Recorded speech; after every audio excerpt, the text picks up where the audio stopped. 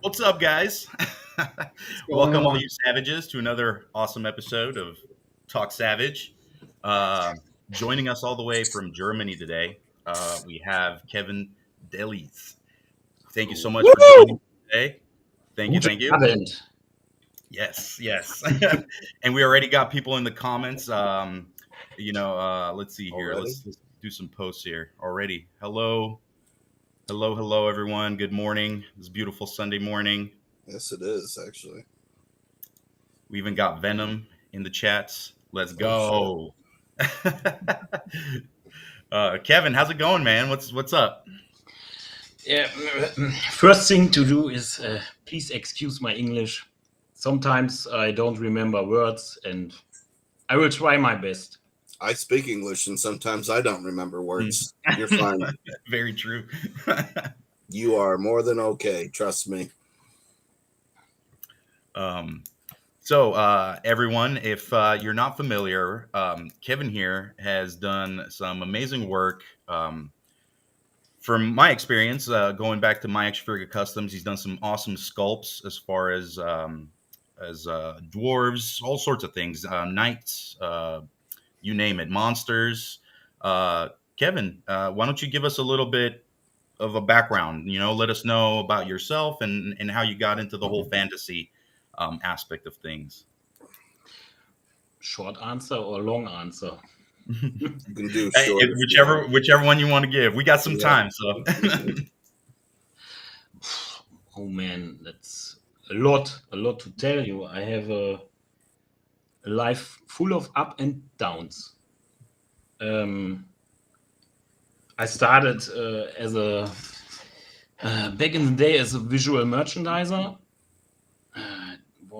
It's now over 20 years ago, and I hated that job. It's not a bad job, don't misunderstand me, because if anyone listening has that job, it just didn't fit to me. So I was very unhappy. For 15 years I was very unhappy because I had a talent for sculpting all the time since I was a child, but I always told my girlfriend back then, you can't any money with sculpting, especially in Germany. What is that talent of any use? So I worked in that job I didn't like and got very unhappy over the years.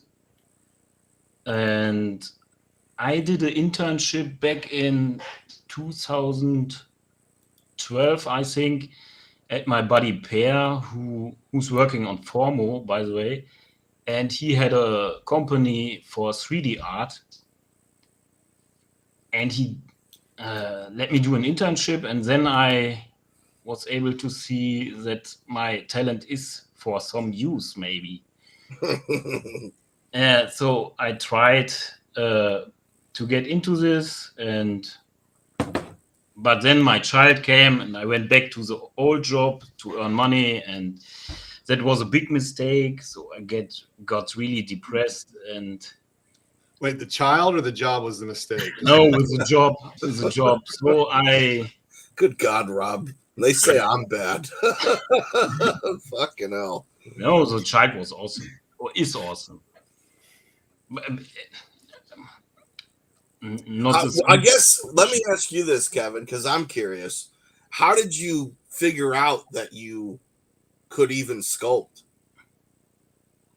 I Like, just did you just grab clay one day and just start going? as a child, I did grab clay, and my brother didn't believe me that I sculpted it. He thought I took an arm from a He-Man figure, from a Masters of the Universe figure, but I did it with with I don't know what you call it, Play-Doh. Right. Mm-hmm. Yeah, that's the thing. Yeah, that was the earliest thing where I thought, oh, okay, he doesn't believe me. Oh, so you sculpted an arm, and he was like, "No, you copied this," or Yes. right. That's So, awesome. Even that young, you were yeah, that.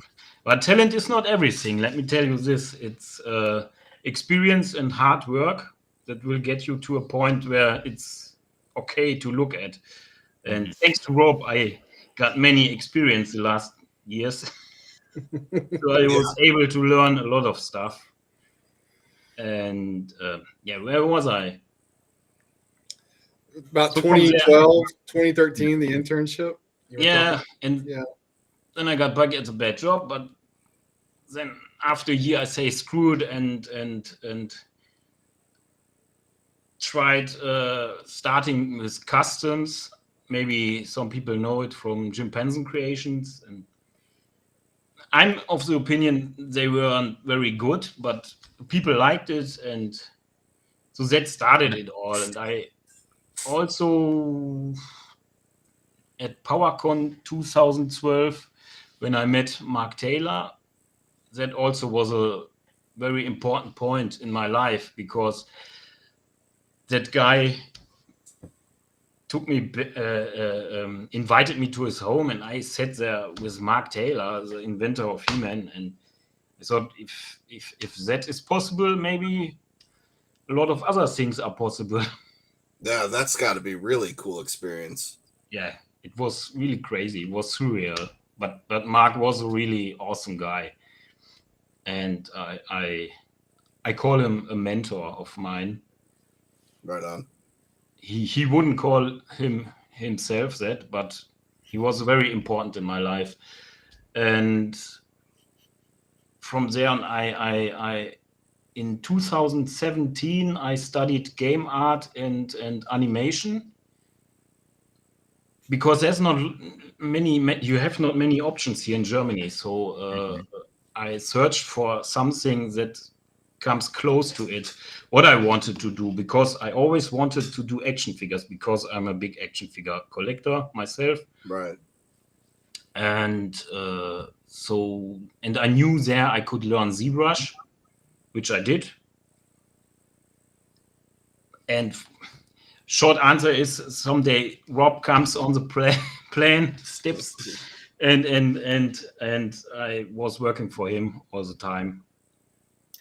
So do some stuff. And you regret it ever since. I hear you, buddy. Kevin, you just mentioned ZBrush, and we had a really good question over here. Yeah. He says, do you prefer to use digital sculpting with ZBrush, or you prefer more of a traditional sculpting methods? I prefer to sculpt traditional with ZBrush. There you go. And that's actually what I do. I don't use shortcuts. So sometimes it might take a little bit longer when I sculpt, but I try to sculpt like traditional with ZBrush. Okay. To get a certain, I like a certain roughness and to achieve more intensity and a more natural look. Now, for some people that might not be too familiar with the sculpting aspect, what when you say a traditional ZBrush as compared to shortcuts and stuff, do you have an example of what the traditional ZBrushing kind of is as compared to using shortcuts? Shortcut is, for example, the biggest shortcut is that you mirror everything. Gotcha. You can't do that with the face. Okay, at first you mirror. I mirror too. But at a certain point, you have to sculpt every half of the face on its own. Or if it looks too symmetrical, it looks dead. It won't have any real I don't know. There's a word that is missing. Sorry, guys. And no, it's okay. Kevin, do you feel like that is a skill you've acquired because you've done traditional clay sculpting? Um, is that something that, from the traditional clay sculpting, kind of applied that into the digital aspect of it? A If little that, bit, yeah. a little bit, I think. But it's probably more that I was too lazy to learn all shortcuts. No, seriously. So some shortcuts are great, but that's just not the way I do it. Mhm. Very nice. Well, Except maybe on chainmail, because there's no way around. your work speaks for itself, my friend. So, keep doing what you're doing. It's working for sure. Thank you. So I see Lee's here in the chat, and Yes. that's pretty awesome. Hey, We Lee. have Lee. Yeah, We also that's have Lee. we have Drew as well. Awesome. What's up, guys? Thank you so much for joining in and tuning in with us.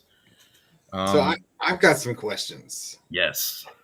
Let's see. Let's start with, does your wife think that you're too much a perfectionist?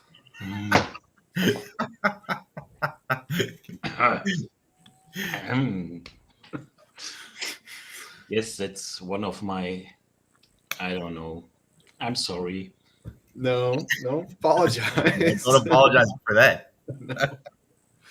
And a serious question, where did you come up with the character Jaeger? With Jaeger, I don't know. It was, I think you gave me, you said you want to reuse some werewolf parts. Mm-hmm. Am I correct? You're right. Yeah. And then I was thinking about something, and I didn't want to do just another werewolf. So I was thinking maybe more a hound. And then I got in the direction of a ranger type, a trekking hound. Trekking hound was the idea. And that went into the direction of what you see now. With of course you asked me to do a leather armor, I think, with chainmail parts. Mm-hmm. Chainmail. Yes. So what's one character that you want to do that you haven't been able to do yet for Savage Crucible? I want to go more a little Roll bit. figures. What? Sorry. He said crawl figures. Crawl Crawl from the figures. movie. There's the first mention of crawl, folks. Yeah. If anybody's keeping tally. Shut up. No commentary.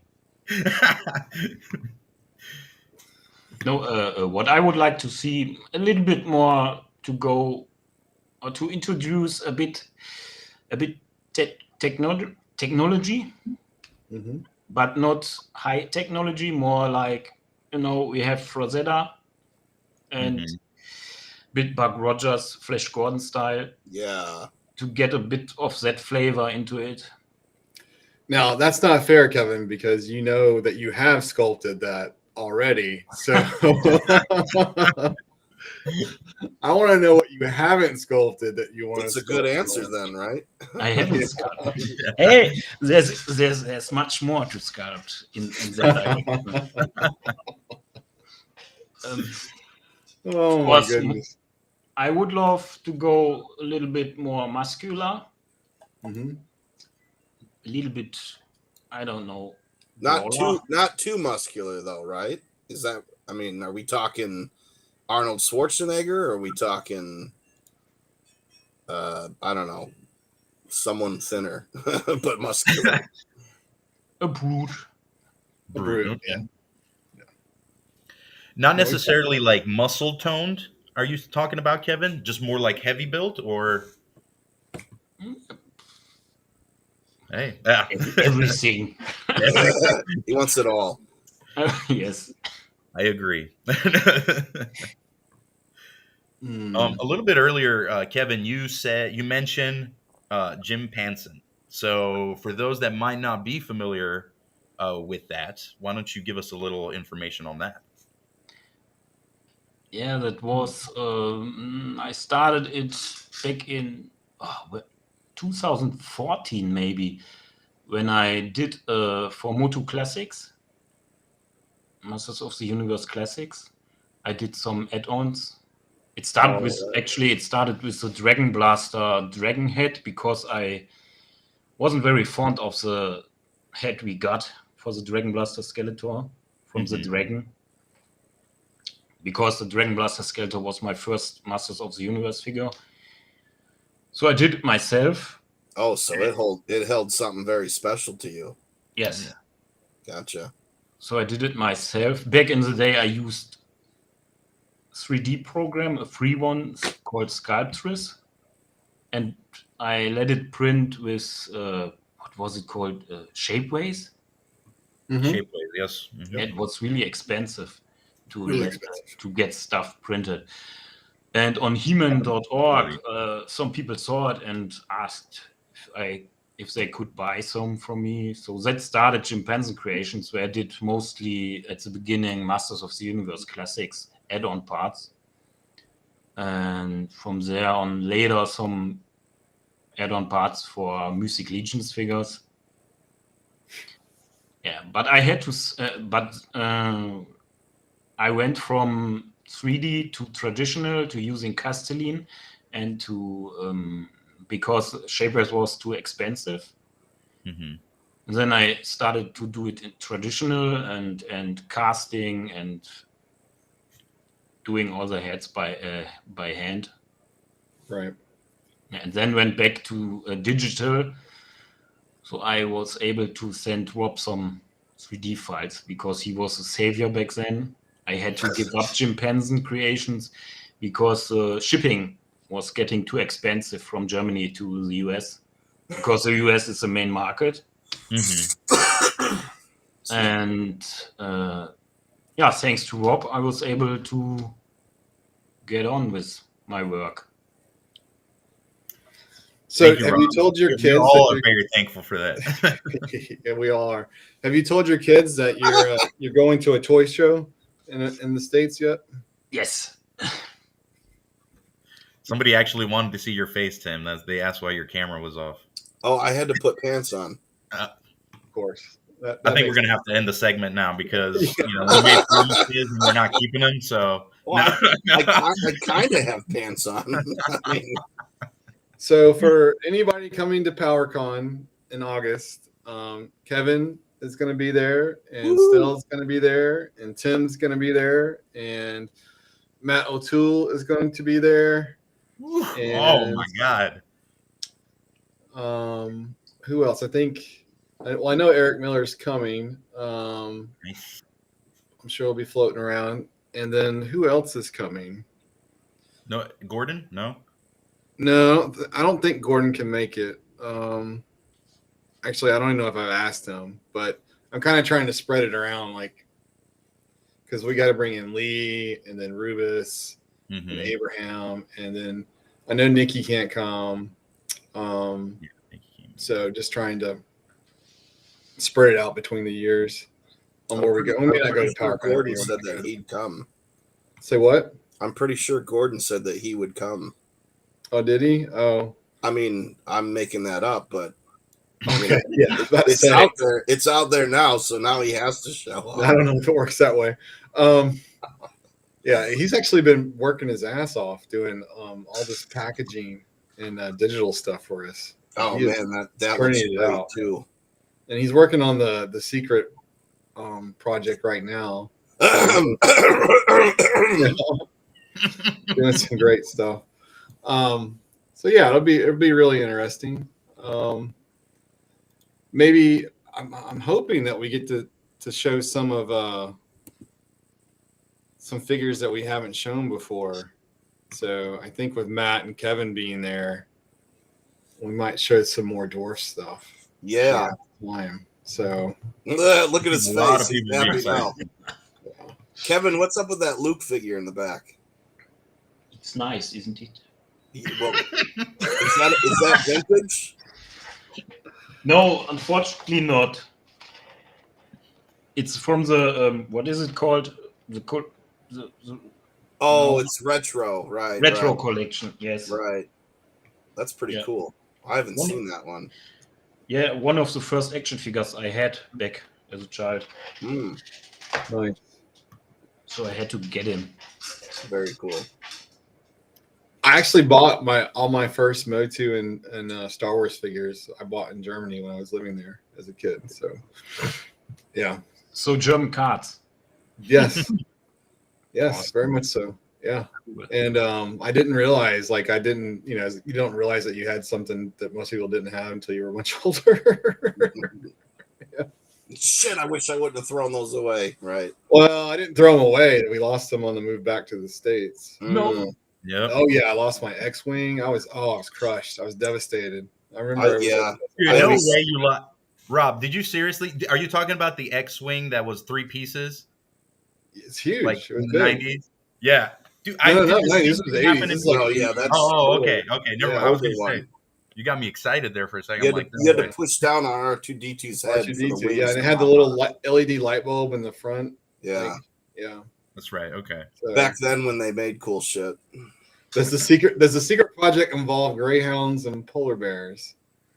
No, it does not. It does not. But no secrets on that today, anyway. Trying to think what can we tell people? Oh, I know what we can tell people. Shipping notifications for the decoder coin and the graphic novel came in, so those should be here this week, probably by Wednesday. And then I hope to have all of the dwarf coins, the decoder coin, and the graphic novel shipped out in 2 weeks. So, Woo. Hell yeah. and so that should be fun, I think. Yeah. Fun for all of us, not so much Yep. fun for you. For me, it's all right.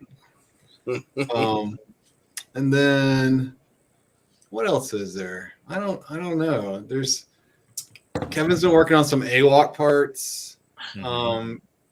modifying some of Matt's stuff and creating new stuff. I know that Travis is trying to start some AWOC stuff. And I think Nick Whitmore is going to do some parts too, actually. Gordon better not be sculpting anything. He's got way more important things to do. But that all just ties into MAFC. I don't know when we're going to show our next figure for Savage Crucible. I don't know. was a Kind of spreading that question- out a little bit. So There was a question we got a little earlier in the show, and I'm sorry, guys. For some reason, I'm trying to reconnect the chat from Facebook. So if you guys are commenting, I'm trying to get that back up. But we had a gentleman ask when Wave 2 and 3 will go on sale, as far as, I guess, for pre-order or for retailers. So Wave 2 will probably be late summer, early fall is when I'll probably put it up. And I won't put up Wave 3 until Wave 1 ships. Just to be frank about that, I don't like I wasn't crazy about the whole idea of having 3 waves on pre-order anyway. But I did that so that people could see like the breadth of the line and, be able to have some confidence on what they're seeing. That's also why I don't want to put out Wave 4 too much at this point. And also because, quite frankly, we're still deciding on the lineup. We have lots of figures sculpted and we're still sculpting. We don't stop sculpting. Oh yeah. And I'm just kind of trying to decide the lineup because I'm trying to learn from what we know so far about what people want, what people respond to, and also trying to anticipate what the fans are going to do with the figures. And, it's all a learning experience from my standpoint. And that's why we love the feedback so much. Very nice. Through that. So get excited, guys. It's happening. Things are in motion and moving fast. What's the latest comment? I know dwarves are a hot topic. But I hope Are we you guys also get to able? see. Are you guys able, Tim? If you're able to see the comments, definitely let me know if there's anybody asking questions. I'm still working on. Yeah, it says, I know dwarves are a hot topic, but I hope we also get to see some goatmen for Wave 4. Maybe. I just don't know.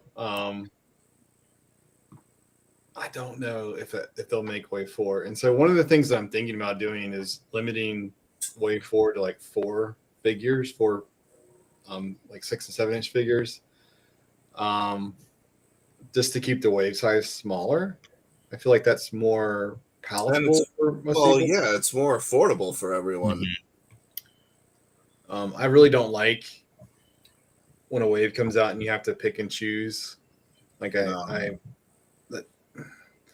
don't like that. I mean, I don't know how fans feel about it. Maybe it does create some scarcity, but I don't think it does really. I think it just really bums people out a little bit. And I mean, the whole point of us collecting is supposed to make us happier, like the whole experience. So I'm trying to avoid any negativity from that standpoint. So I think the big change for Wave 4 that I'm considering at this point is how each of the first 3 waves were very themed. And I think Wave 4 might be the first wave where we have 4 entirely different sort of races from that standpoint, are very much, if not just races, very different archetypes of characters. So giving it a lot of depth that way. And the other thing that I'm really strongly considering is, since I'm pretty sure we're going to put the dwarf in Wave 4, because I'm pretty sure people would find me if we didn't put a dwarf in Wave 4. Is adding even another scale in Wave 4, and so that you have 3 different scales in there. And when I say scale, different size figures. So those are things I'm just kind of thinking about, but the problem with having, like Kevin and Nick and the guys, even Arlen, working on stuff, is that they'll show up with something that completely blows you away that you have to have right now. Something you completely weren't planning on, right? Right, exactly. And then I have to change everything. So, and I think I talked about this once before, but, Jaeger wasn't in Wave 2 up till about a week before launch. And actually the Harbinger wasn't in Wave 3 either.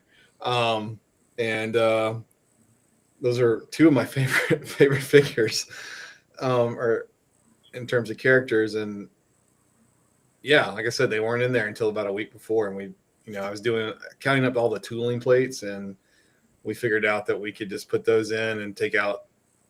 They basically took the place of 2 other characters that haven't been mentioned. Well, we did mention Crucible, but I don't think anybody's actually seen him. But yeah, so that was just something, that consideration that we had, and those are choices I'm constantly moving. So that's why I hate showing stuff and then saying it's going to be in a wave, because I might change my mind, and then people get disappointed, and I don't want to do that. All right, Rob, you have Warduke's sword in his right hand. Thank you. So apparently you made your Warduke correct. Drew Grubb says smaller waves, I think, is a lot better. Really, read what Reality Big Kid said, Tim. I had to pull up comments on my phone because I don't know what's going on. Really Big Kid said, I was paid $50 to ask when the Kroll figures would join Savage Crucible. I did not pay that person, I swear. All right, so I think at this point it's just worth it for me to research who has the license to that movie, just so that I can say that I can't get it and just fuck you, asshole. I'm also gonna see if you can acquire it, so I can find out if you're lying. If you're lying or not. We have some people were asking when Wave 1 pre-order will be closing on the website. Good. I'm on direct. I'm thinking the end of May. I think I've told everybody to give them 2 weeks notice when we close it on the website. I think that will be the end of May. There's a decent number of retailers domestically, and then e-collectibles and Canada, and we have China and Japan covered. I'm not aware of anybody in Europe selling anything at this point. I haven't heard back from anybody that we gave the opportunity to. So Europe might be the only place that's a little bit more difficult. There's a surprising amount of, I guess I shouldn't be surprised, a surprising amount of like Motu fans in Germany. So it's a little bit easier toy stores, but I'm surprised that I just don't really, and I think I should talk to Nick about this, is I don't really know that much about toy stores in the UK. So that's one part. I think I went to like one toy store last time I was in London, and it was more of a vintage. I think I picked up a Jetfire figure when I was there. So that's been a while. Kevin, answer me this, because being in Europe, how is it being into fantasy and that type of lore, and being in Europe? Because I remember growing up in Greece, it was like nobody was really trying to hear oh, you like fantasy, that's just get out of here with that, go learn some math or something. So how has your experience been? You're considered a nerd. Yeah, for the most part. I think I think that's just the European aspect. Especially in Germany, it's all about soccer. Yep, Greece too. So. I can't stand it. It's kind of weird, like, because when I was a kid living there, like, it's so interesting, and Stella and Kevin can talk to this, but from most of my American kids that grew up in America, they don't understand what it's like to live in Europe and be able to go see a castle all the time. Like, there's just so much romanticism about that sort of medieval and fantasy style that you can have there as a kid that you just don't get. There's nothing like that here in the States. It's true. So you guys are spoiled from that standpoint, Kevin. Yeah. Right. and I love castles. I love it. Also, as a kid, I was born in a part where in the Rhineland, you know that, and on every hill there's another castle or ruin of a castle. And when you was driving with the car in the valleys near the Rhine, around us, all the hills with all the castles, it was fodder for my imagination. Oh, yeah. It's great stuff. We also lived in a house some time, which was, I think, back from the medieval times. It's totally normal there at least in the Rhine River Tal, with the old houses and castles. Very nice. It's nice to see that they're keeping that, the traditional look and, maintaining that. Yeah, there are some insane ideas for making it more modern. Nah. Let's see here. Drew asked, what kind of smaller figure races are you considering for the line?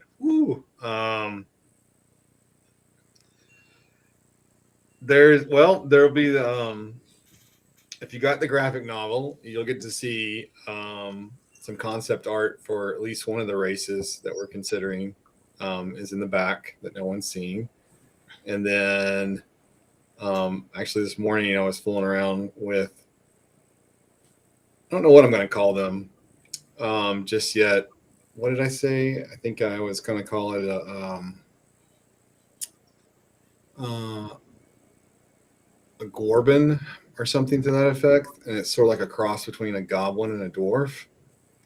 And then I have some ideas for even smaller characters. So, and then I think Lee has his Death Weavers, which vary in size depending on what form they're in. So that's another consideration, and creepy as hell.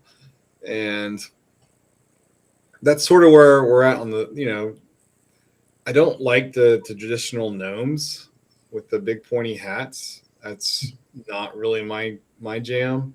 But I do like the artificers and things like that in terms of like when you have like Lee was alluding to, not Lee, but Kevin was alluding to earlier, when you add a little bit more technology to something, a little bit more steampunk, maybe, potentially. So that's something that's on the table as well. And we'll just see. We'll get to it. Yeah. There's a lot to do. And we have made some pretty big investments in tooling. I think one of the guys was alluding to how much reuse there is in current figures. And I mean, we are going to reuse molds, but the idea is that you start out investing in your molds so that when you do reuse something, it doesn't feel reused. And so long as you add a part or two to that and you mix and match on something that feels fresh. And so, like, for example, one of the designs that or one of the sculpts that Kevin did a couple of weeks back or 2 months back will probably be the next Powercon figure, and it uses some armor from Wave 1, but we put it on an entirely new body that's going to be from Wave 2, and then we have some like 2 new heads that'll come with it, and it's a whole new character that you've never seen before. And so those heads are actually being tooled in Wave 1. And so by the time that you get that figure, it's still very fresh. Even though 75 to 80% of the tooling is not new, but you've never seen that combo together. And so that way is how we try to plan to reuse tooling so that it doesn't feel old. I think for most of us, we get tired of seeing the same pieces, just painted different ways. And you have to do it from an economic standpoint. Tooling is incredibly expensive. And I don't think that I think Wave 1's about $100,000, and Wave 2 and Wave 3 are each about $100,000 in tooling. So that's incredibly expensive. And that's why you have to reuse tooling, because that's a lot of money that you don't get back out unless you use it more than once for the most part. So at our scale, anyway, there are bigger companies. If you're one of those lucky indie companies that are selling, 8,000, 10,000 plus units, then yeah, you should be putting out an amazing amount of tooling because you're spreading across, 10,000 units for one SKU, and you have multiple SKUs. It's what, $1 per figure, easily. It's not that expensive, to be honest. So Drew Grubbs was asking Rob if you're going to do a null type figure, and I think he misspelled Kroll. That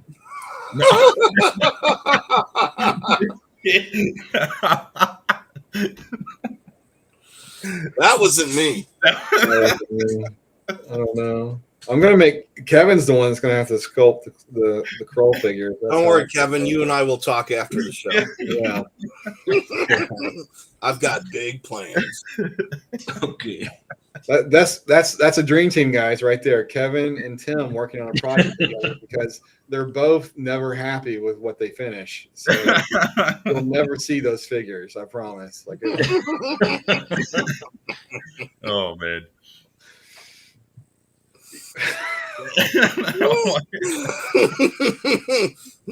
I don't know what to say to that. You're right. Yeah, well, you're both. I love you both, but you're both. Yeah, no, you're not wrong. That's for damn sure. Yeah, Kevin, what do you think? No, I don't like it. Yeah, me neither. Do it again.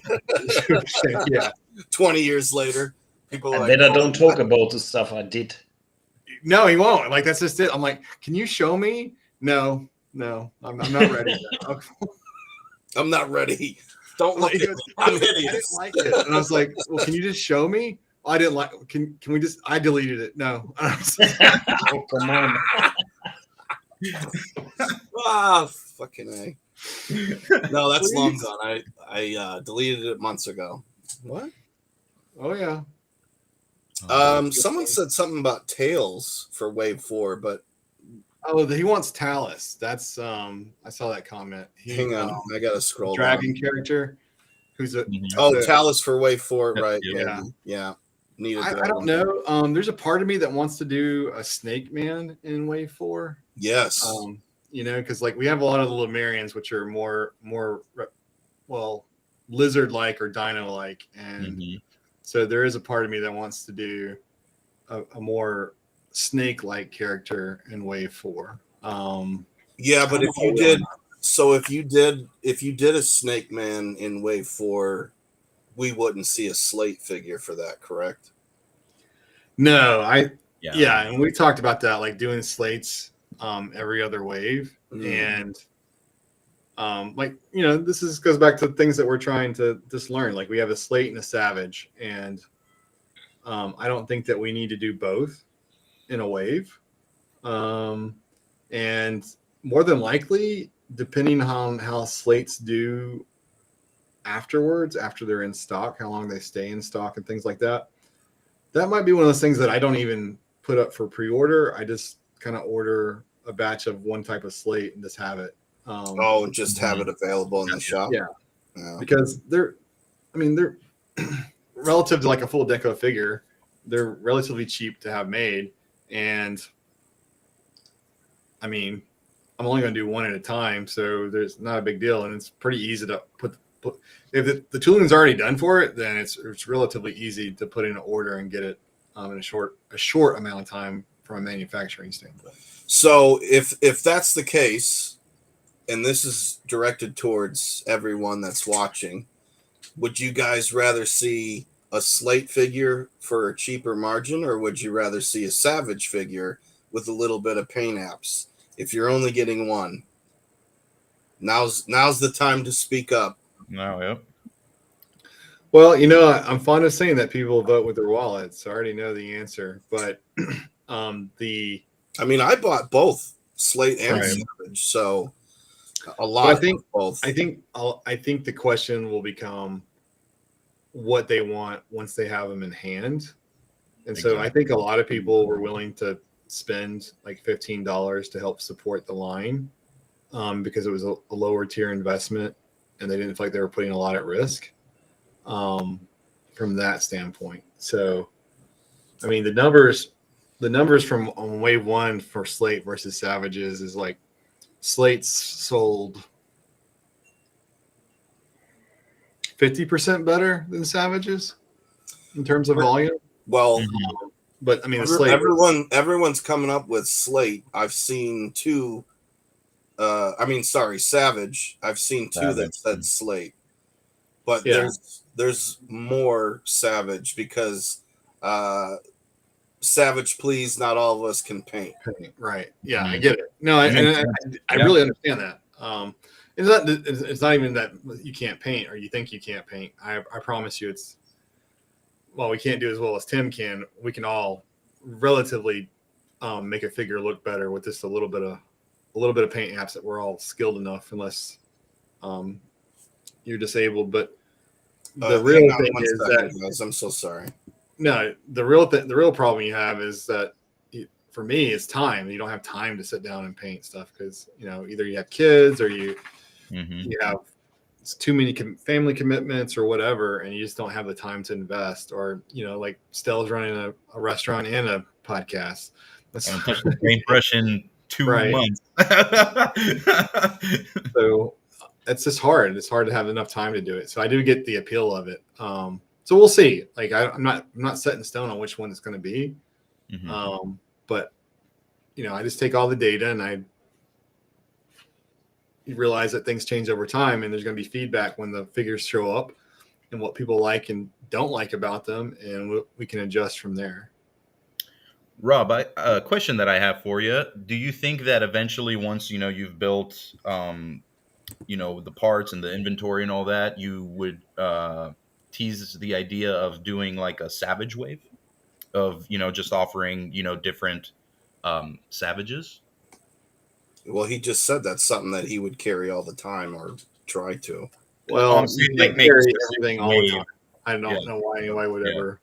Yeah, you can't. I wouldn't say that. I'd say that I'll continually keep ordering.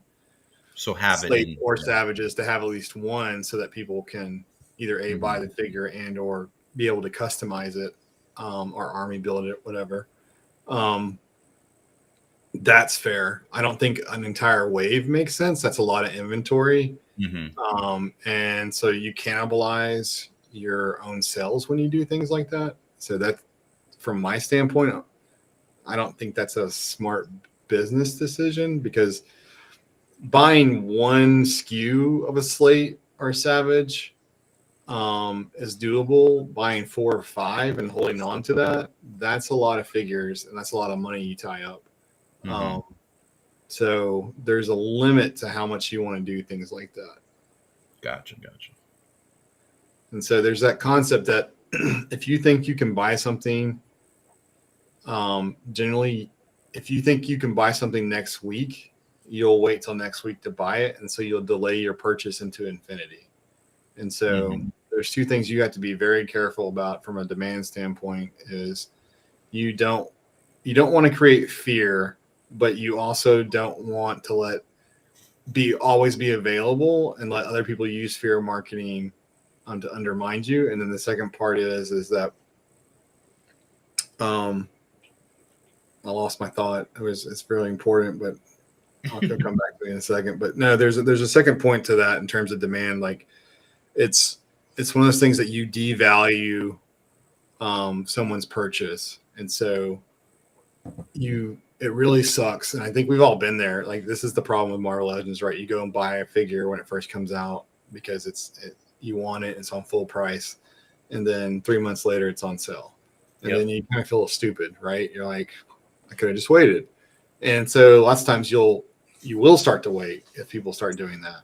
And I don't think most people realize that, like, I'm studied supply chain and worked at Procter and Gamble, and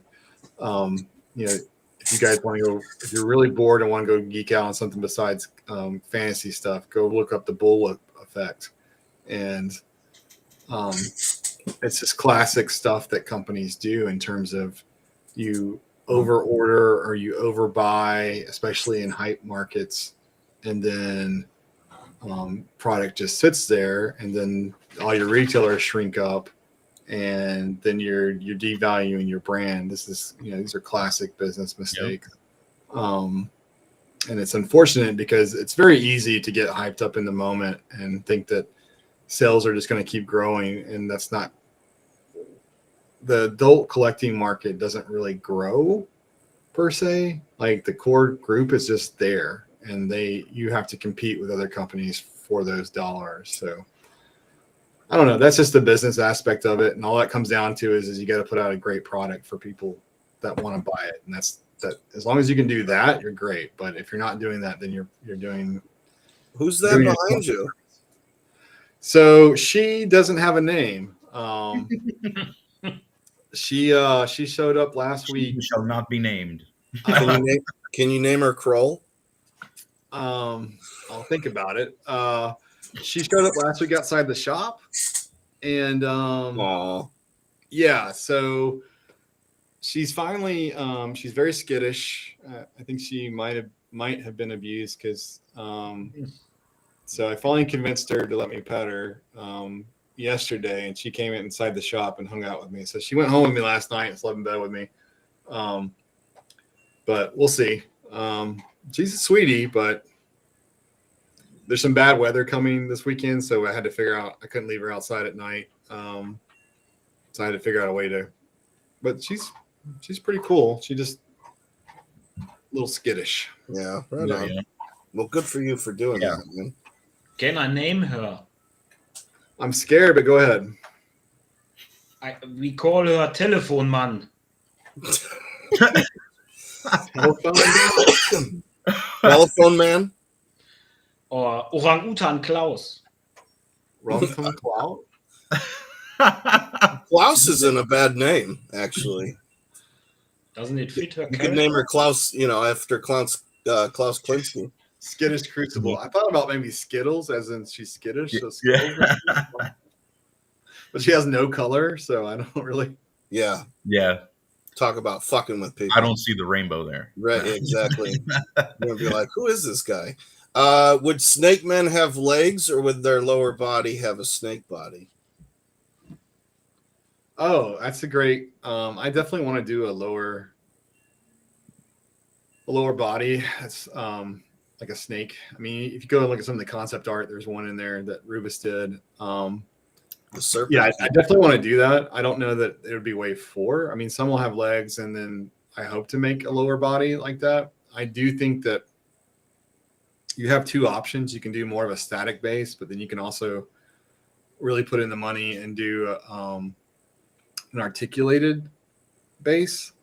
And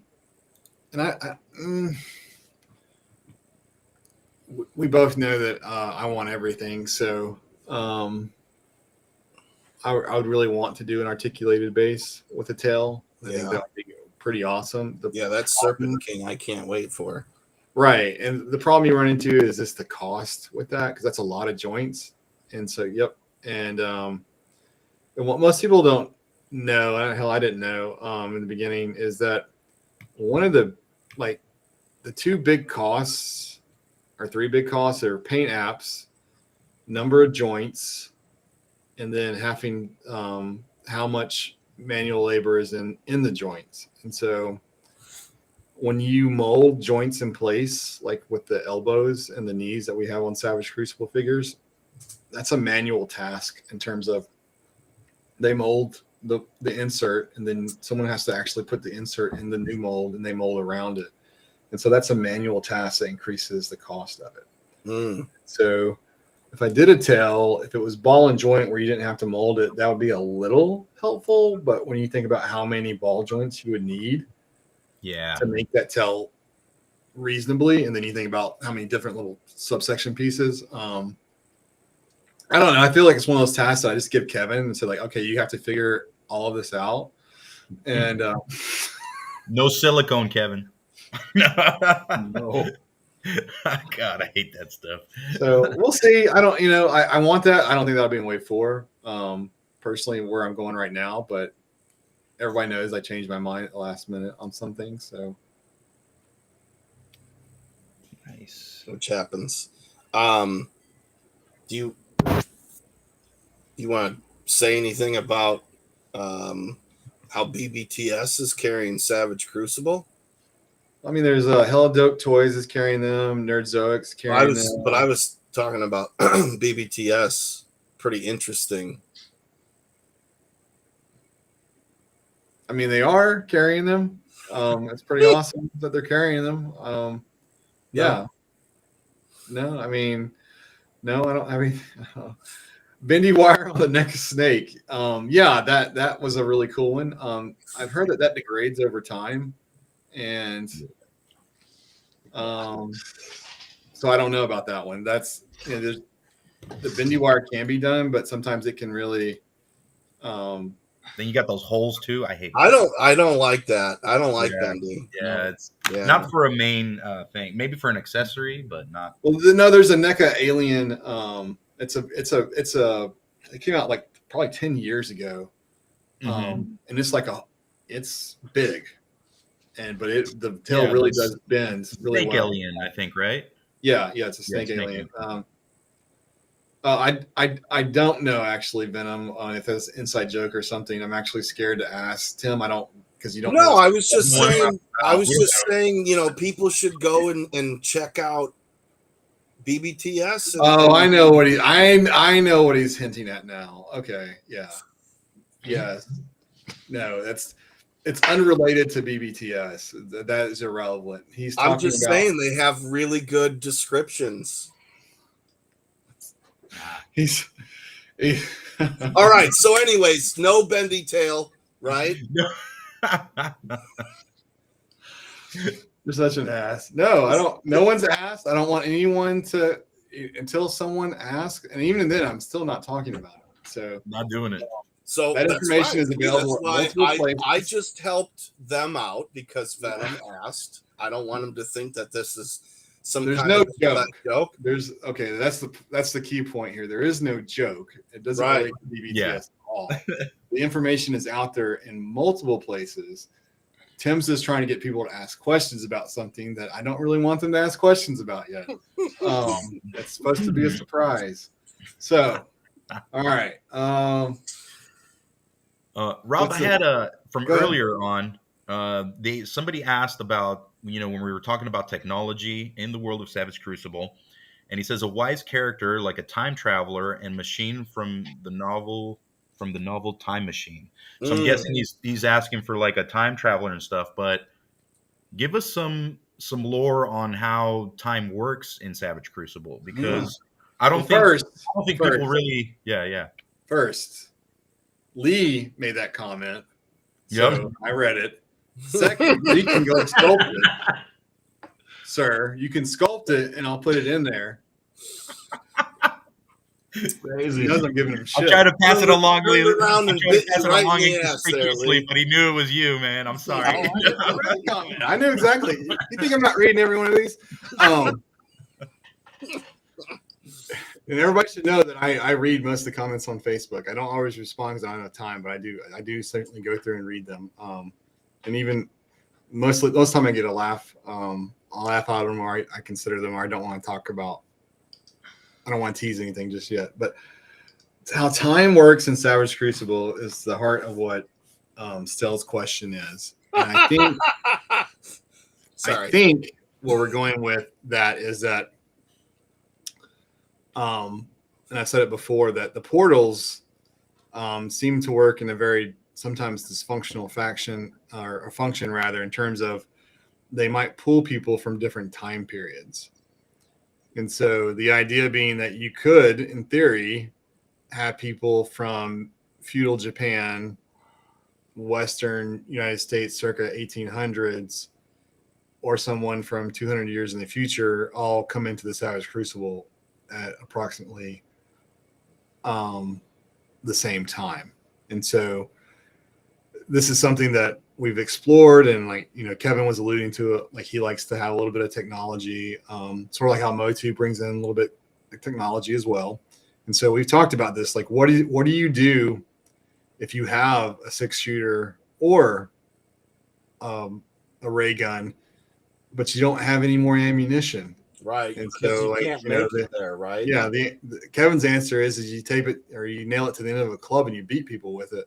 So, which is a pretty good answer. Yeah. Fuck this gun. No, fuck you. And so those are like some fun things to explore in terms of like characters. Because let's just say, hypothetically, you had a guy slightly from the future who had something like that.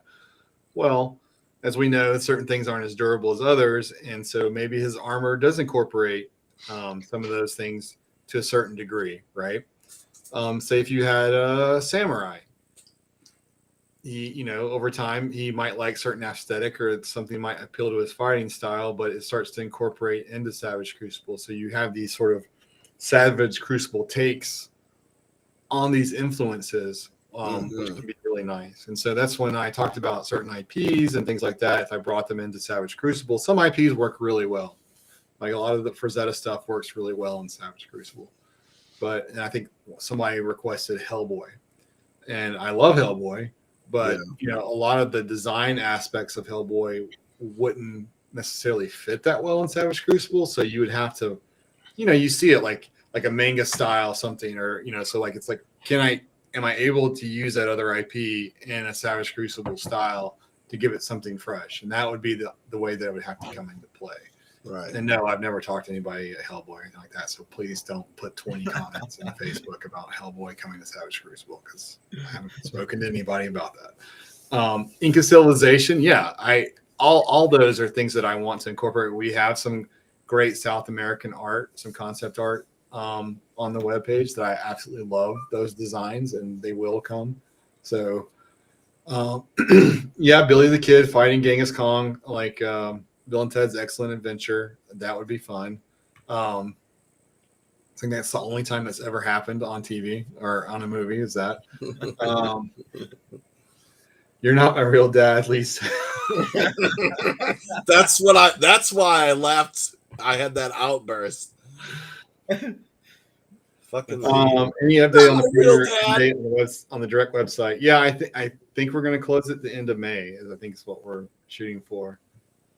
Let's see. Did I miss anything else? He says Peru. Omega says, Kevin, thank you for doing Frazetta's work justice in action figure form. Uh, the Destroyer kit I got from you years ago still holds to the top place of pride in my collection. Oh wow. There you go, Kevin. Very nice. Some good words there. Thank you. Let's see. I would also like Egyptian inspired characters. Oh yeah. Mummies.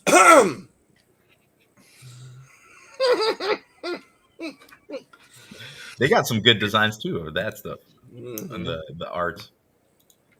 So let's go to Yeah, what if the reincarnation was actually on Savage Crucible, and that's where it was. All those Egyptians were being reincarnated. That was the Ooh. afterlife. Mm-hmm. Oh, That'd be neat. interesting. Neat. Souls. Neat. Yeah. I like it. Some fun ideas. Just give us Let's see, mummies. what else is going on? So the armies of Ashmore, that Kickstarter is going on right now. Here, That's- look. that's going live. This is why we need mummies. Come on, man. Don't make Yeah, me you do should do this. Don't make me do this. Don't make me do this. I Yeah. had to cut up a NECA figure and start wrapping just to make a fucking mummy. Greek gods, yeah, I'd really like some of those. That would be cool. They what is it? Berserker Studios was making some Greek gods. So Yeah, they were. Yeah, and so let's give a shout out to Armies of Ashmore. They have a Kickstarter going on. yes. That Anybody Matthew know? Rodriguez- That's got a good amount of time still on it. I believe it should be what? Like, I want to say he's got like 4 weeks at least. I mean, Yeah. he's close Okay, to yeah, making so- the goal, and I'm pretty sure. Generally speaking, the last day you do anywhere from 50 to 100% of whatever you did the first day. So he should be in good shape. But he's in that. He's starting to get into that U part of the demand, and so it's very Mhm. frustrating as a when you're doing a Kickstarter. Most people don't know this, that it's either like a V or a U, but basically in the middle of your Kickstarter, like it's just dead. Like Yep. nothing happens. And then like that last week it starts to trend up or whatever. So and then I think Wave 2 from AWOC is going to be here soon. I know it's on the it's on the water. it's on the water, and so that should be here really soon. And those figures look great. And then that's where a lot of those primals are for customizing things like that. Mhm. But just the core characters look great, and Thane, his big guy, Oh, big gorilla. big gorilla. But, Mike's Figure Customs, Rob, you still got what parts are you on right now that you are having? Orcs and goblins are the parts that are up on MAFC right now that are going to be retired. Not today, but next Sunday. And declare, I try to explain this to people. What we're doing is we're going through the entire library, trying to give her or 90% of the library, and trying to give everybody a chance to buy stuff.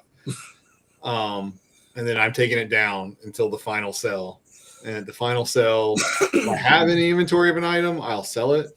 But if I don't have any inventory, it's done. So most items I don't have inventory on. So if you want something, you grab it. Now's the time. Guillermo wants to know if there's any thoughts for ant people. I was fooling around with some hybrid crustacean men, and so their arms and limbs would lend very well to a lot of insect people, that kind of stuff. So yeah, I'm always trying to hybrid stuff like that. Yeah. And then I think I saw, let's see, will there be a sequel to the first graphic novel?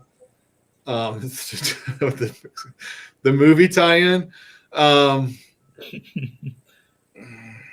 There is a second graphic novel written. Abraham's already got the script for that. And I just haven't released Rubus on that. And Rubus has, is it this weekend or next weekend? His Comic-Con in Greece is happening. So he's actually right now. That's really cool. I didn't know that. Yeah. So let's see.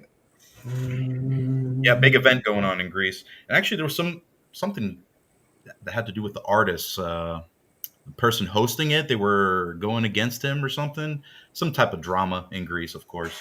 So. Well.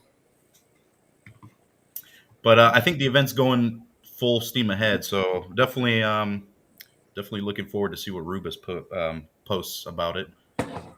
Okay, let's see. Do you only get the secret prize if you order from BBTS, or is that an option when you order from Savage Crucible pre-order? That is available. It doesn't matter where you order from. I don't care if you're in China, Canada. Order from us, your sister. As long as the box hasn't been It depends opened. how shady your sister is, because Well, like I said, as long as the box hasn't been opened, you're good. You want to buy some Savage Crucible? Nah, yeah, right. I fully expect there to be interesting aftermarket events happening. Oh, definitely. Yeah. When will we see a Savage Crucible movie? Well, Pedro Pascal's going to play Jaeger. You already got That it. would be amazing casting. No doubt. Who else? What else did I say? Like Brad Pitt is Who Man or some shit. Brad Pitt. It would definitely be animation anyway. Please, Rob. Yeah, please make it animated. I don't know, man. Live action could be pretty sweet. Dude, whoever did the Castlevania series, get those animators to work. Oh, really? That's too new of animation. Oh, come on! Like you can't do like a classic, like Heavy Metal, like the movie Heavy Metal, like that animation. Sick. Oh, like, dude, Tim, you know me, man. Anything old school animation, I'm all for it. But I don't think anybody has the time to invest into making something like that. Oh, look, crab mounts. That would be cool. Will the regular humans or barbarians taller than regular humans? You know, we've talked about that a little bit in terms of No, we're not.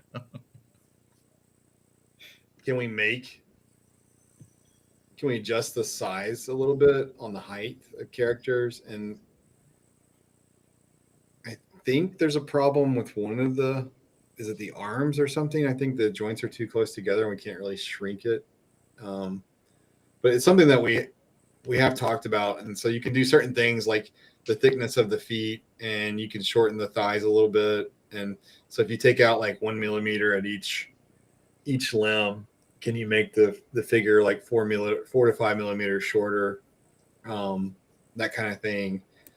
You know, we've talked about it. So it's a possibility. The only problem is that when you start doing that, like stuff like that, and you start mixing and matching parts, it can create problems. So that's the only problem I have with that.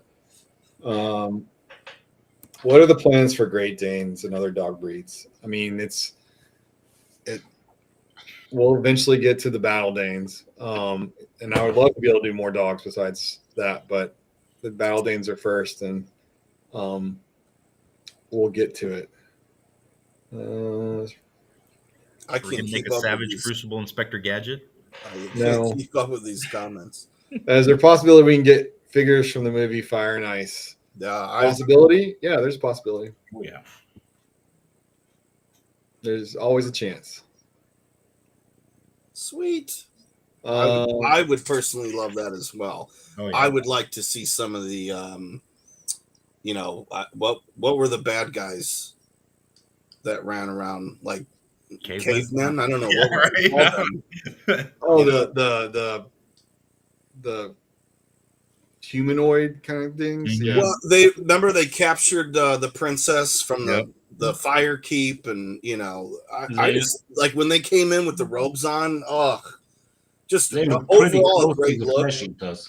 I would really like cannibal type characters. You know what I mean? Where they got bare feet, maybe like some wrappings around. You know what I mean? The feet or something a little bit, but for the most part, you know what I mean? They're just wearing like a loincloth and, maybe a tooth necklace or something. Skeletal armor is made from like people they've cannibalized. I mean, mostly bear, I think would be really cool just to help give that like really primal look, I think it would be cool. And then, I mean, think about it. You could reuse the body and just have, 4 different alternate heads, and there you go. Now you've got, this clan of cannibals or, whatever. Yeah. Well, most people don't realize that the torso, the abs, and the upper body that Kevin sculpted for Warrior with Ball and Chain is actually a different chest than what's on the other figures in that way. Mm. Oh wow! Yeah. You want to elaborate on that or no? Well, it's just that Kevin did a great job of emulating Frazetta's painting in action figure form, and so we wanted to be as close as we could, given there are limitations on what you can do. Certainly, especially when you're trying to stick to a style with the pop and swap capabilities. So, but sometimes Frazetta would give his characters sort of extra inhuman traits, and so like the Warrior Ball Chain has more abs than you would normally see on a human.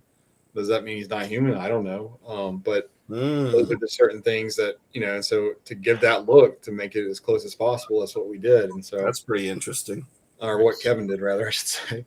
So yeah, so it's kind of interesting. Like sometimes we make differences and stuff, and then people don't really notice it, and then you hope that when they get the figures, that's when that like those nuanced differences will come out.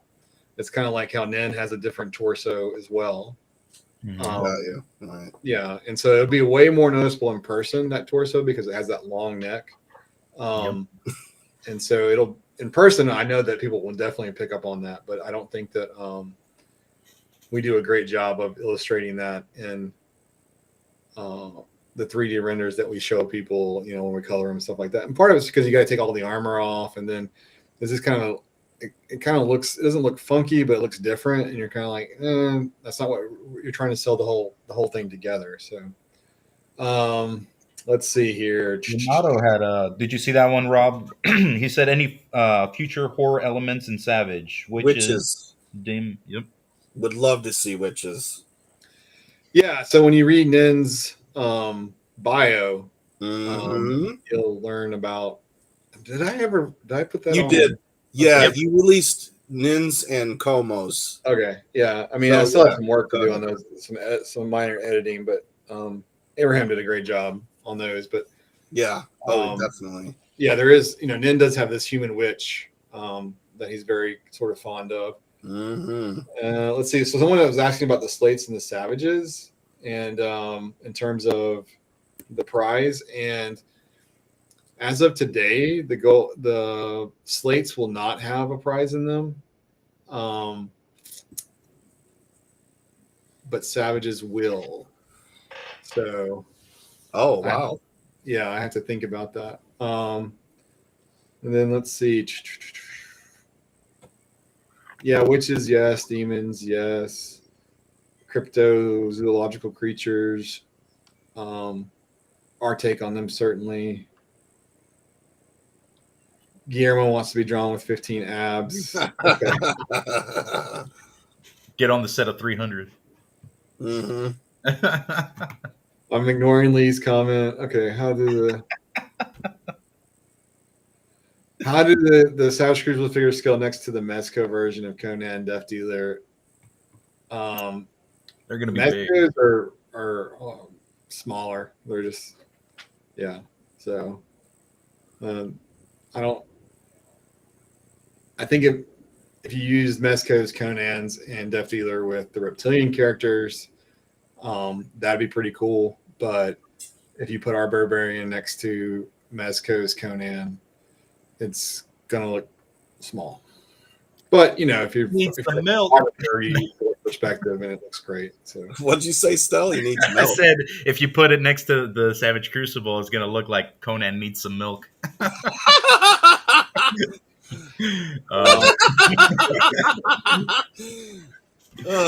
They should Savage Crucible should scale really well with those NECA Dungeons and Dragons, like that War Duke you have right there. Yes, very much so. Perfect. Very much so. Yeah. And I guess I could I could grab one of the figures and yes. Yeah, you should. You should do that. Watch out for Skittles' little rainbow she left on the carpet for you.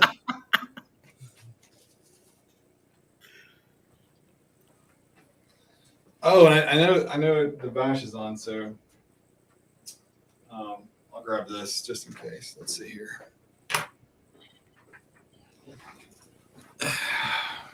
Let's see.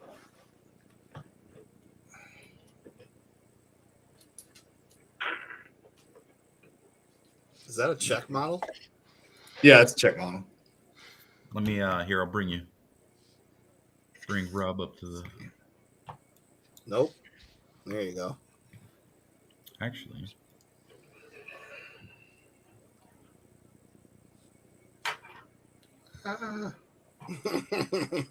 Now he's breaking shit. now No, they don't break. They're just loose, so they're easy to put together.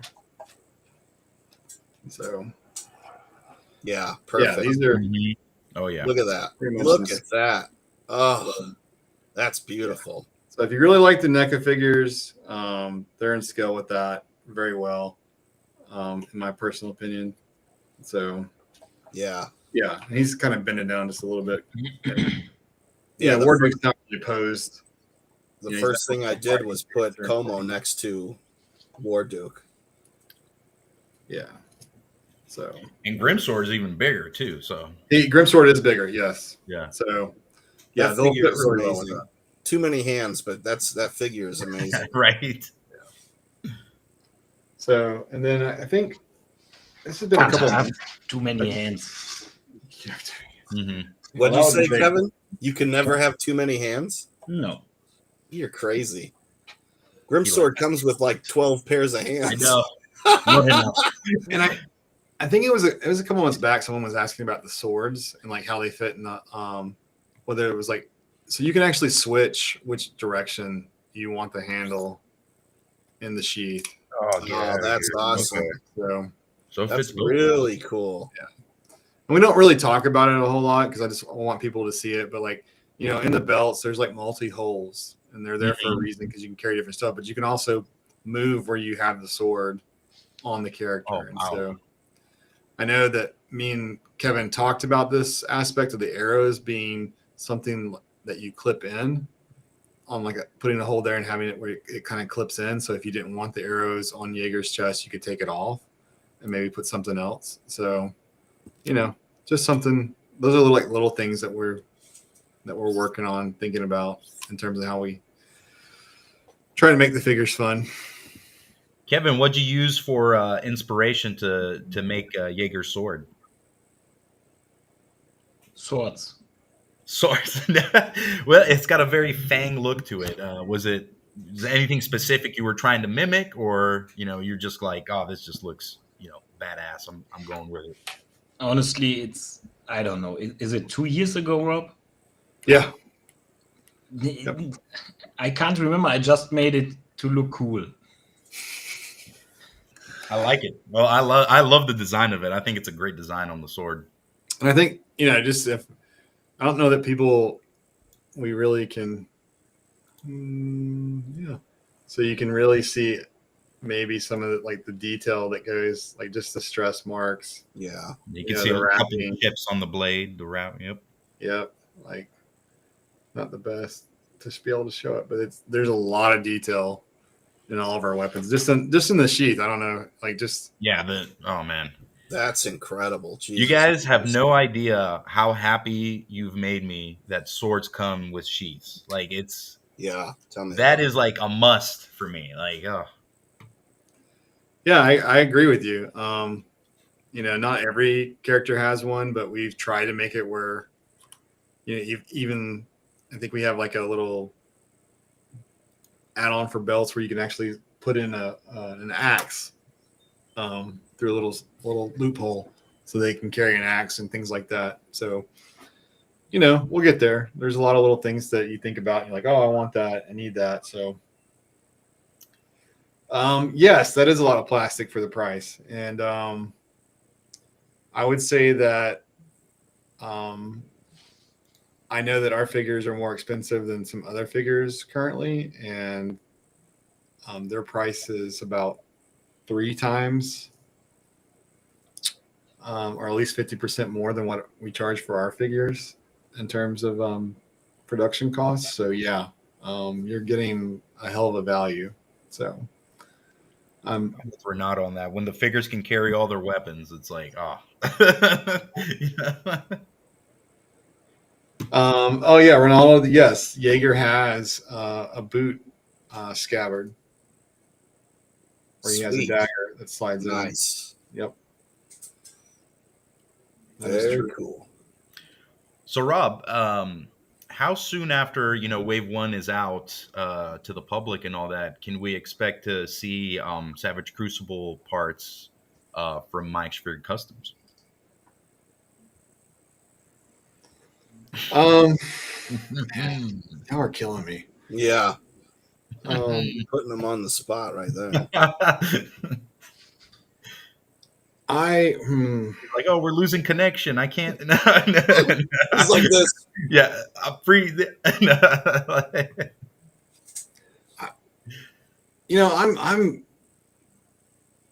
I work a lot, and I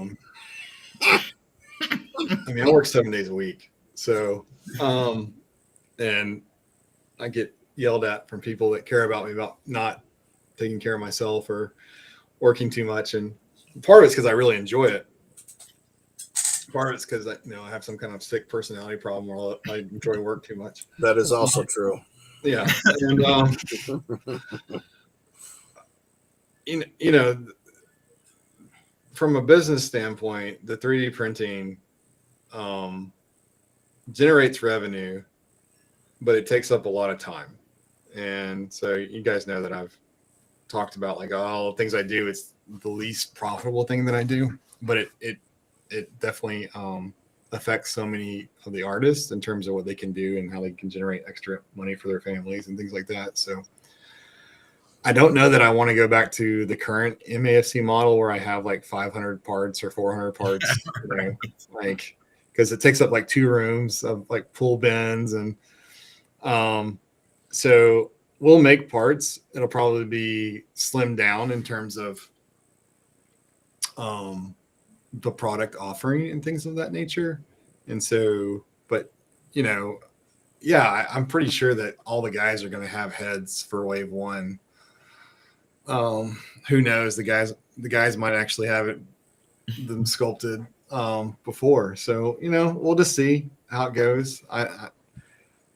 I we talked about that a couple of months ago. Like, I don't mind if anybody else comes up with 3D parts to put on the figures. I hope they do. That doesn't bother me at all.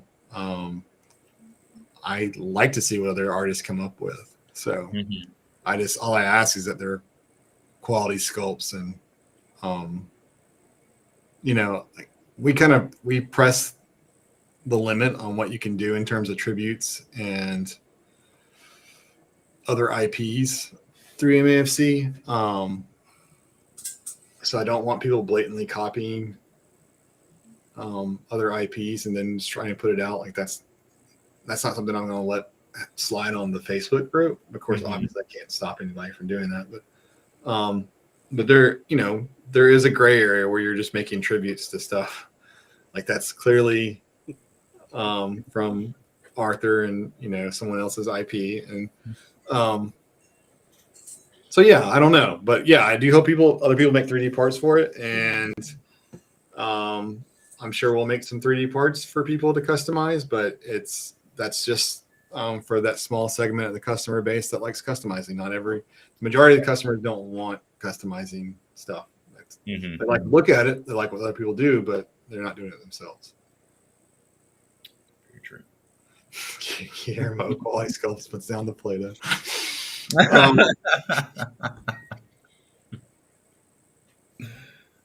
Will there be any rules for third-party creators, such as not making arms and legs? So let me just be real frank with you. I'm not a god, so I can't create rules. I can't tell you what you can and can't do. I can tell you that you can't copy our intellectual property, but there is not a joint out there that is anyone's intellectual property. So anyone making rules, that's utter bullshit. Right. That's a joke. Like, someone asked, how's Lee doing with the throne? Lee's doing great with the throne, and we should see it, I don't know, sometime in the next 6 weeks or so, I imagine. I mean, We don't rush Lee. Lee's on here right now. We don't rush Guys, Lee. it's very unthoughtful. The question should have been, how is Lee doing? You know, just how is he doing, guys? Just not. Well, you know? I made up that question just to poke at him a little bit since he's really enjoying. Lee's like, no one asked that. You guys tricked me. No, Lee's doing great. Don't. Lee's doing great. He's working on it. Lee, much like Kevin and Tim, are damn perfectionists, and you're like, this would have been good like 200 hours ago in the sculpt, and I'm still going, you fuck. By the way, this program has been rated R due to language. Yeah, we need to put that out there. Making the YouTube description. Yeah, definitely gonna 18 Yeah. for this one. This is not family orientated. Sorry. Oh, I think All right. Lee is farewell. Called us turds, but he's going to bed. How about combining the parts into weapons and accessory packs like a dwarf pack, head pack, armor pack? I mean, we already have character packs. Yeah, like a character pack. But I think what you're referring to is like more themed approaches, which, you know, ironically, we actually are testing that out, and you may not realize it. Like, think about the 3 to 5. Well, there's five character packs for the first 3 waves. Well, I guess no one, or some people might have noticed, like, you know, character packs in wave 3 is very different than the character packs from wave 1, and the character packs from wave 1 are different from each other. And so we tried just heads and weapons, and then we tried like a whole armor set. Then we just tried like sort of a couple pieces that were accentuate a character. And so that's, you know, we take all those different things and we see what it tells us with people's purchases. So, and not just in the Kickstarter, you have to wait until you know how well they sell even in direct after people get them in hand. So it's something to consider, and we will, but we'll just work on the feedback. Hang on a second, guys. You guys keep talking. I gotta go check on something real quick. Yeah. All right, we will keep talking. So, Kevin, are you excited to come to Powercon? Huh? Yeah. He goes, huh? Look, I'm still here. Of course. Of course. Yeah. Not too much alcohol. Well, That's up to you, my friend. let's not jump to conclusions yet, okay? We'll play it by ear when we're there. No, it's So- probably gonna be epic. Well, the fact that he said because you and Matt are going to be there and possibly show some dwarf stuff, yeah, I'd say it's going to be pretty epic. Yep. Considering I've seen a couple of concept drawings and about lost my mind because I'm not a big dwarf fan, but holy shit, you know, some of the things that I've seen definitely turn that around. Definitely turn that around. I like dwarves, don't get me wrong. But But you said that.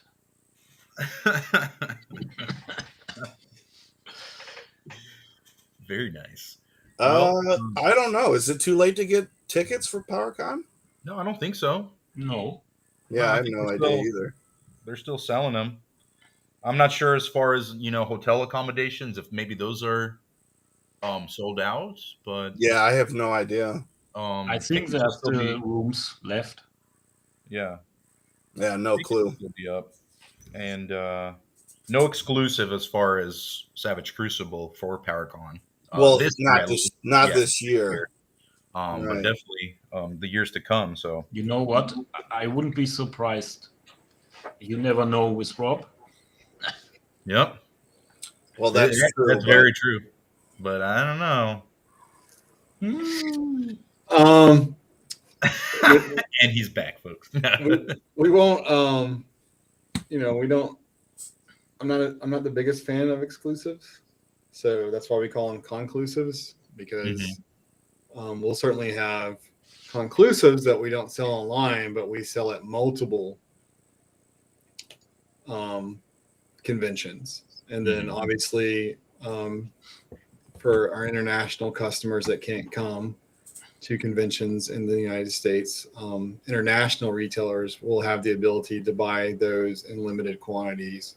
Very nice. As well. So trying to make everyone reasonably happy from that standpoint. And we'll see what we have for PowerCon, Kevin. I wouldn't sell a figure at PowerCon if we hadn't delivered wave 1 by that point, which I don't think is feasible. So we might have some stuff to display that's from the factory, but we will have some extra graphic novels, and we will have some leftover dwarf coins, maybe a few decoder coins, and I might have Matt design a coin that we sell. That would be fun. Yes. Wait, a what? A coin, a new coin. Tim all sounds like, what? Coins? Someone say something about coins? I really like those things. I mean, because especially when you get to be creative and make it like otherworldly, like a cosplay kind of thing. I really enjoy them. And then because I was thinking about like, I could just take those and sell them at conventions too, as sort of a conclusive coin. Just something, because I get the appeal of like to go to a convention, going to a convention is to see all the vendors, see all the vintage toys, all that kind of stuff, and that's important. But you would like to come away with something that you may not have been able to get unless had you not gone to the show. So I totally get that, but then I want to create that, but I also don't want to alienate people that can't fly 2,000 miles to go to a convention. That's not fun, right? Like, so the idea is having that, multiple opportunities to get something is the right idea. And so anything that you create in that venue is very important. So, yeah, no, I agree, because, like when I see something that I want from NECA and they're like, oh, it's, San Diego Comic-Con exclusive. Right.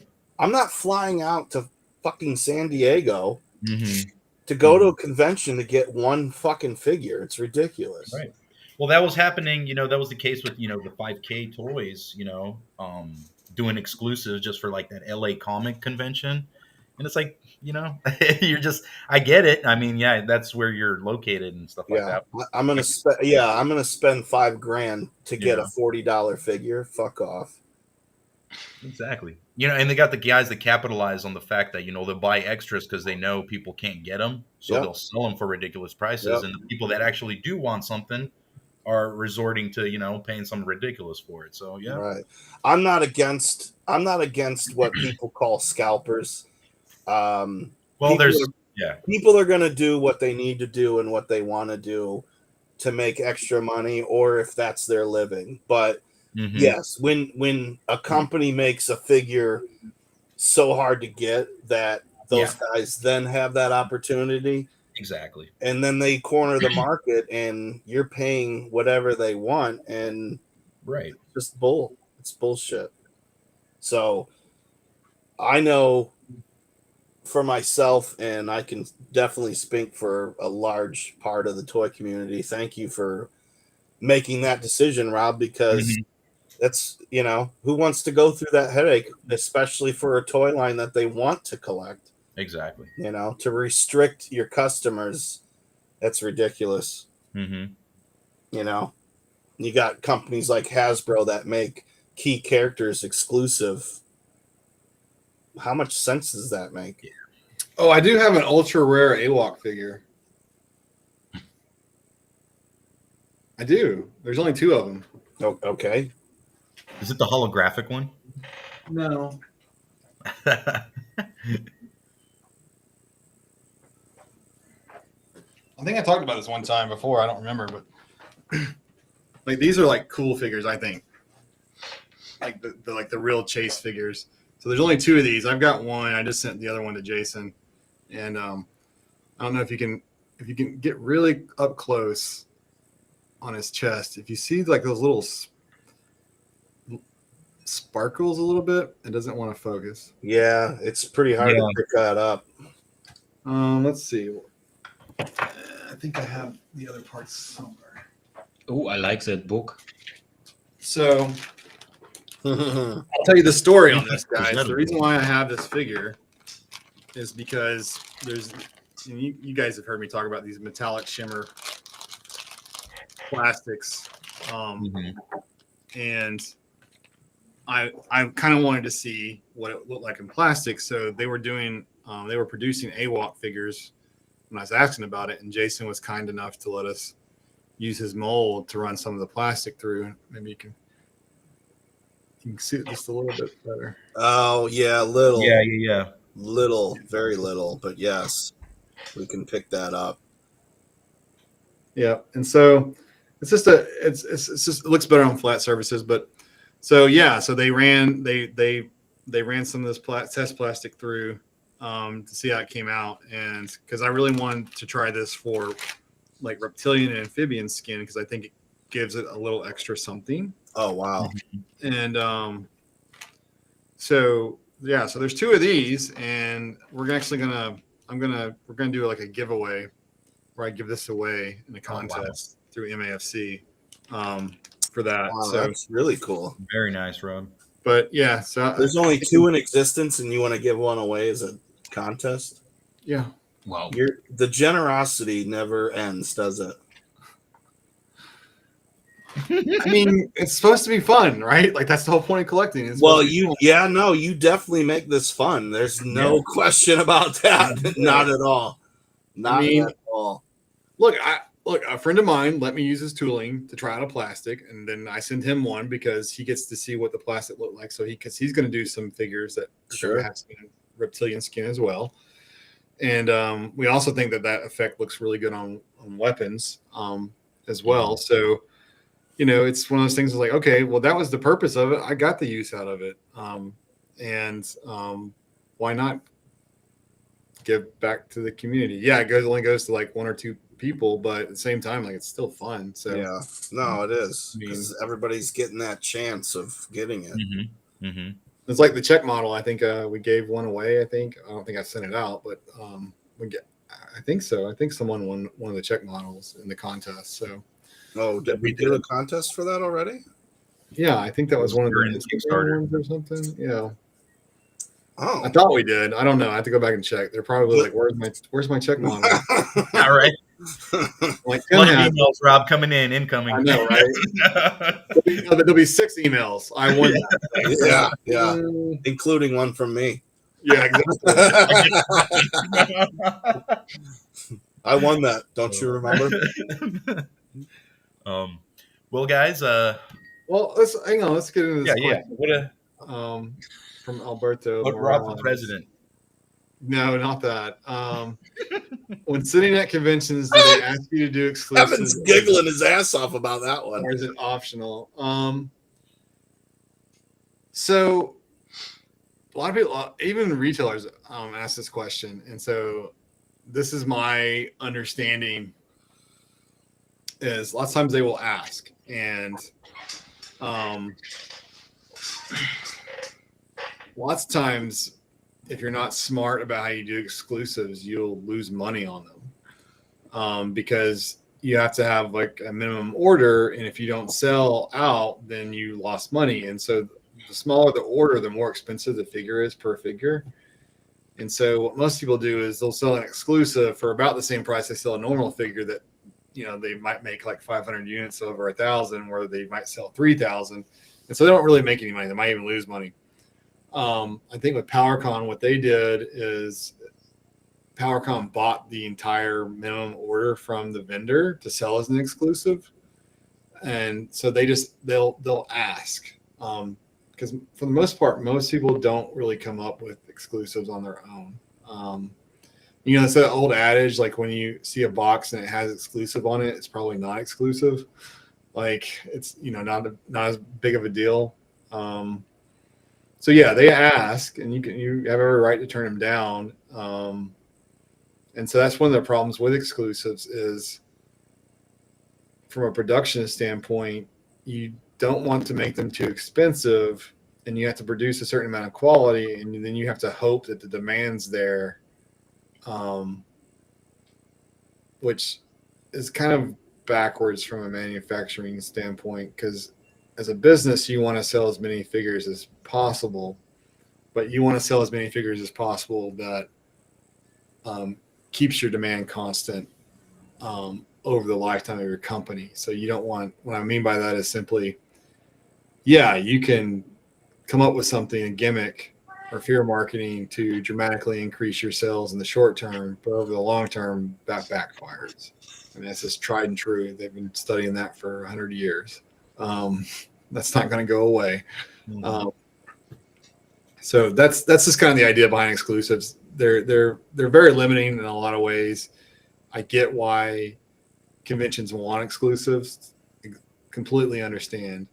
But it's a double-edged sword, and you have to be really careful with it.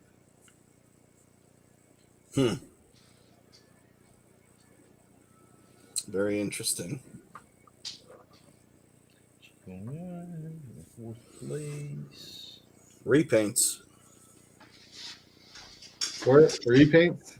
Oh yeah, that's why some of my exclusives are mostly repaints. Yeah, they're definitely not going to put new tooling into an exclusive. That's crazy. Unless, maybe for San Diego Comic-Con where you're selling thousands upon thousands of them, you can do that. But yeah, on a smaller convention, no, it's got to be a repaint. Like that's yeah. Because if you think about, like, let's just say you did a new tooling plate just to add some parts, right? And then you sold 500. Well, the tooling plate cost you like $5,000 to $6,000, so you got to put that cost all over those 500 units. So it's a lot of money. Much less an entire figure. It would probably cost you like $35,000. You only sold 500 of them. It's not feasible at all. I think with Powercon too, they ended up selling the exclusives online, right? Or no? Mm-hmm. Yeah. So you still had a chance to get those. And so you have, like, if you think about it, like, you as a vendor or a manufacturer, you could do it two different ways. You could either request or tell the convention that they have to buy 1,000 units or 2,000 units or something, or you say the price is twice as much and I'll sell you 500 units, which is the equivalent of the person buying 1,000 units. So that's what you see, because I've had friends who have companies who have lost money on exclusives because they didn't think it through in terms of, they're like, okay, yeah, we'll do an exclusive, then they paint it up or whatever, and then the exclusives, then the convention's like, oh, I only want 200 units, and they're like,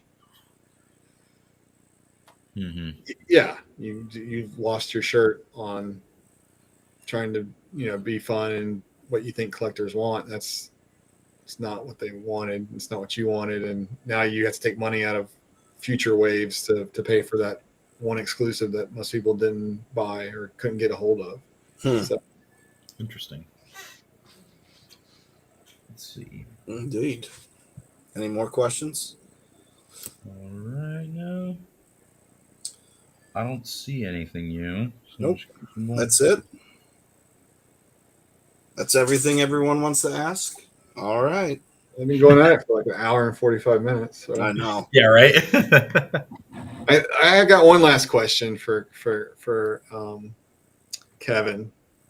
What is a race that you want to sculpt that you haven't sculpted for Savage Crucible? A race? Yeah, the what you call, savages, the ape men. Ape men? If you want to call it, like those, like Neanderthals, kind of like ape Neanderthal kind of men, like. Yeah, see, that's what I was saying earlier. Like grunting noises, like oh, like right. Like, yes, low intelligence. Yeah. More like prehistoric wise, like clubs, little loincloth kind of thing, I wouldn't say that. Well, why don't you sculpt one, Kevin, and then show us? Go ahead. We'll wait. Real quick. Give me a minute. Yeah, right. Exactly. I'll have no idea. The man's been sculpting stuff for SC for years now. So there's a library. Like, there's stuff that I forget. Like that's the problem, especially like between all of them. Is like I'm like, oh yeah, we have that. Wait a second. Like I totally forgot. I was like, I meant to come back to that. Like, whoops. Like there's there's probably stuff that's never gonna see the light of day. Someone said like Beastmen from Motu. Kevin? Moto is always a big inspiration. Yeah, especially for Kevin, man. And you're a big Frazetta fan as well, right, Kevin? Yes, of course. Yeah. That's an understatement. Yeah, Yeah. yeah. I was like, really? You're asking that? I thought that was obvious. Rob, how much was that book? This one? Yeah. Oh my god! I have to use all my muscles. This thing's huge. Like seriously, it's huge. You can kill someone if you drop it on them. You can break a foot. You can break a foot. It is fantastic. Kevin's the one that turned me on to this one. It's not a book. It's an experience. It's a It's damn. the best thing I have in my collection. Line on women. It doesn't matter what anime is on review you read. Kevin's review right now is the best you'll ever get on that book.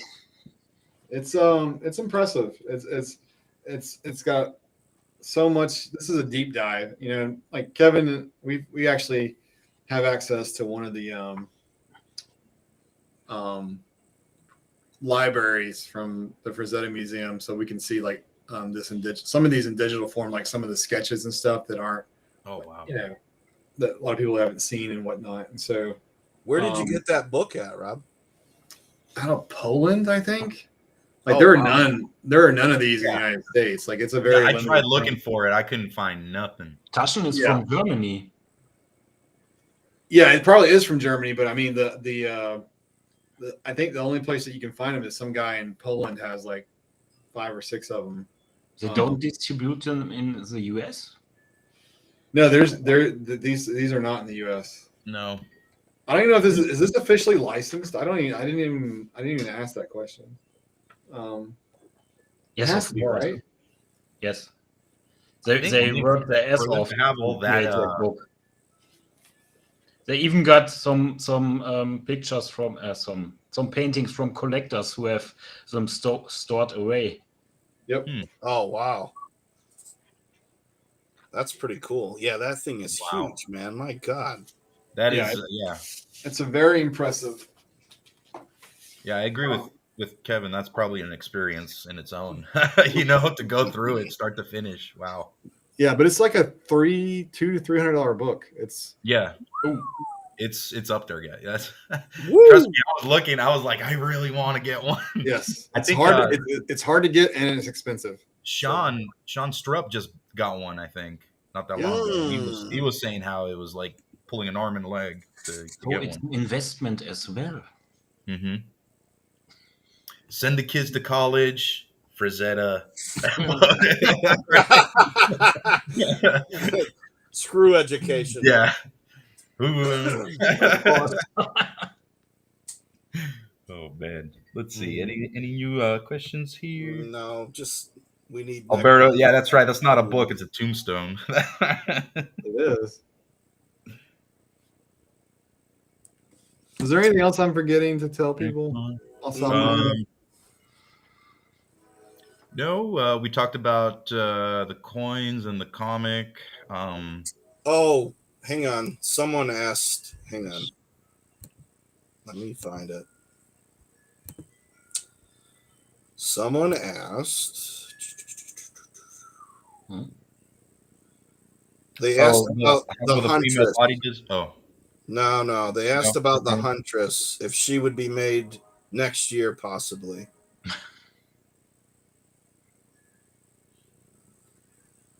Maybe. I think they're just wondering when we're going to see another Frazetta figure. Either that or female body, because there's another question up top that says, how goes the female body design? So maybe they're wondering about females. Mm-hmm.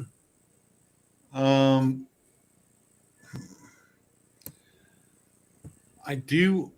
So ideally, I want to put some Frazetta figure in Wave 4. It won't be the Huntress. It'll probably be something. Well, I do. I think I know which one will probably be, but I don't want to say. I want to run on that today.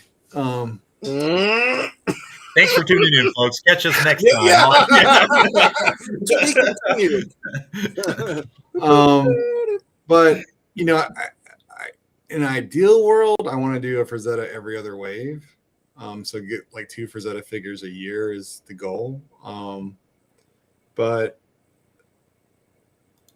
the Huntress is a more involved figure, and so I'm even considering doing that like on its own in terms of not putting it in a wave, but just making it like that itself a wave. So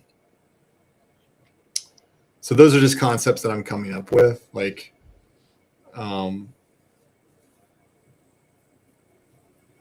this or not concepts, but just ideas that I'm working through on what's the right approach. And so I greatly appreciate everyone's enthusiasm to want everything now, because we all want everything now. Yeah. Like I want everything now. Right. Um, We're right there with you. We want Yeah. that right now too, but we're already completely breaking the mold on offering the amount of new tooling that we offer and how much that we've put out. Like, so in comparison, like we're years and years deep compared to what the average toy company tries to do. The average indie toy company, I should say. So it's really hard, and I get everyone's fever to see what's next because they've already seen waves 3 and 4, but at the same time, like I need the flexibility to be able to adapt as we go. And so Alberto asks how the package design is coming. I'm pretty sure if you go to the website, we have some of the packaging design up. Is that true? Let me go check. Do you? Would it be under the That's really new. Are you sure that's up? concept art? Yeah, I do things like that where I drop stuff online in places without announcements, just to see if anyone catch it. For most 9 times out of 10, no one even picks up on it. But you know, I do that just as a reward for me because I can giggle. He's Willy Wonka. He's twisted just like how he he gets is. his entertainment. He's twisted just like Willy Wonka. You sick bastard. Okay, so I don't have that up there. Okay. Yeah, I don't see it anywhere, Rob. Well, let's see here. Let me see what I can pull up. Indeed. Let's go to a folder. Kevin, did you want to do 8 minutes? Is that what you said? Someone called it what had a better name. Where is that comment? Subhuman. Stone Age Men? No. Subhuman. Subhuman. Okay. Or isn't that inappropriate? If a Subhumans eat at Subway. word. All right. If we can get some tastefully, quote unquote, tastefully done female figures, that would be awesome. What's tastefully done? I'd want the females to fit in with Savage Crucible, not coming out like that they look like we just made Little House on the Prairie figures. You know, I think you're being a little different taste there. I think that everyone has different taste and everyone has different households and what they can put out. So, taste is a very acquired thing. Yeah. All right. Yes. Let me bring this up. Look at that.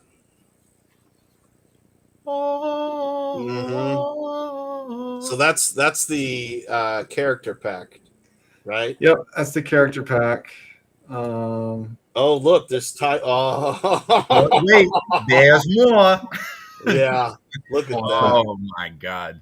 Look at that. So they're still like, that's the wrong bio for that guy. That's for the Imperial Century. Let's see.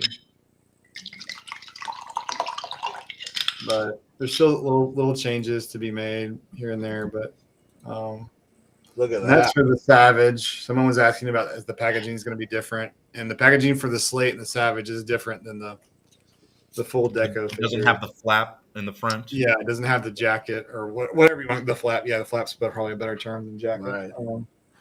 Yeah, those are absolutely stunning. Gordon did an amazing job Wow. on that. Mm. I love the map in the background. Just brilliant all the way around. All right, so let's see. Since everyone's been nice, Oh, let's give them something to think about. Everybody that stayed till the end, this is why you did it. Bob's gonna drop something. Let's Yeah. see. Can we get maps? Right? I want maps. Damn it! No, let's give them something cool. They've been on here for 2 hours. No. That was a question from Guillermo. Can we? What get is the maps? question? If we can get maps, I We think you get should print maps. them out. Yeah, I think you should print out the maps. Oh, though in like a rustic looking kind of like Do how, it like in a map in the like an old Goonies? scroll. Remember the map in the Goonies? How that looked? Oh, Yeah, right. Like an something, old scroll. Like you could Yeah, open it up dude, and it's like- all like yellow, like beat up, yellow. dingy. Yeah, Yeah, I love that. very cool. all right. Let's see.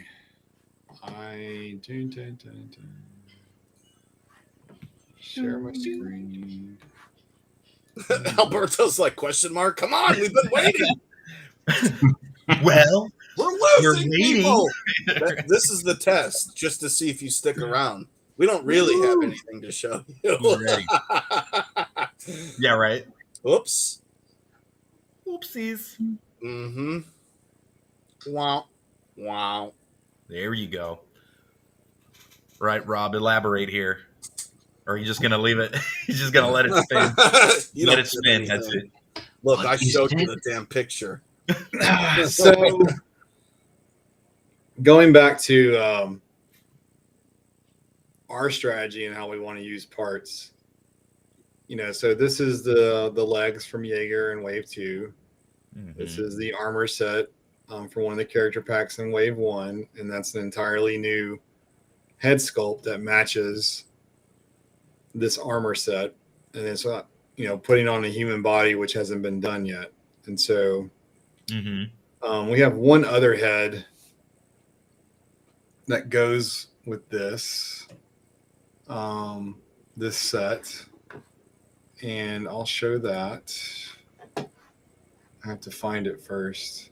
I can take it off. Let's see who's quick in here and who can see stuff that Kevin's done. Yeah. We don't want to spoil too much now. Mhm. Burp, burp. Oh my god.